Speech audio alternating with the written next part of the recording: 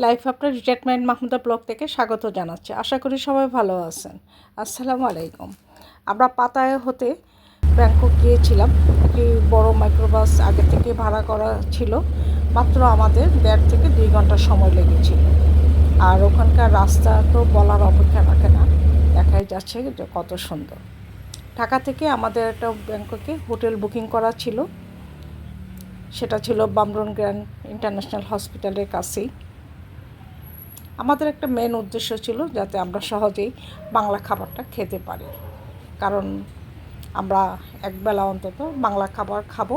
এই জন্যে আমরা ওই হসপিটালের কাছাকাছি একটা হোটেলে উঠেছিলাম।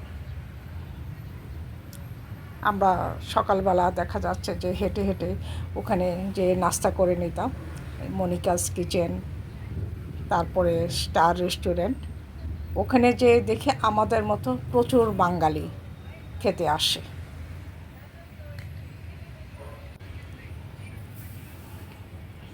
ওখানে খাওয়া দাওয়া করার সময় আমাদের মনে হয়েছিল যে আমরা ঢাকায় বসে কোনো একটা হোটেলে বসে খাচ্ছি। চলে আসলাম আমাদের লাঞ্চের জন্য।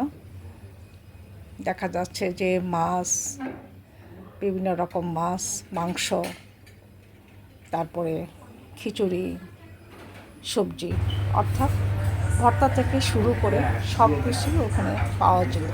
তাই আমাদেরও খেতে ভালো লাগতো। আমরা দুপুরের খাবারটা ওখান থেকে খেয়ে নিয়েছি, আর রাতে আমরা অন্য জায়গায় খেয়ে নিতাম।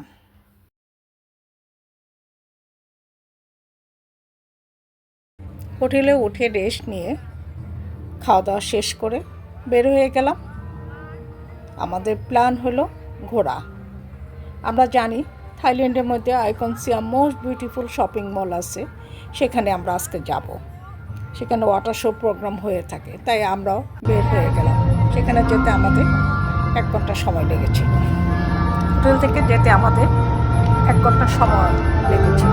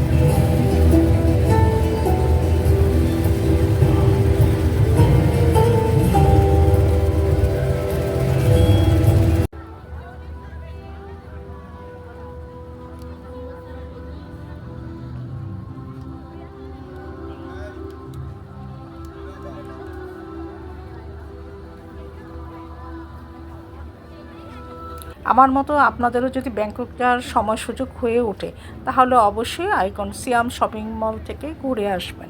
আশা করি অবশ্যই আপনাদের কাছে ভালো লাগবে। আমার ভিডিওটি আপনারা অবশ্যই লাইক কমেন্ট করতে ভুলবেন না। পরবর্তীতে আমি ব্যাংককে আরও কীভাবে সময় পার করেছি আপনাদের সামনে ভিডিও নিয়ে হাজির হব। সবাই ভালো থাকবেন। আজকে এই পর্যন্তই। আল্লাহ হাফিজ। সবাইকে অনেক ধন্যবাদ।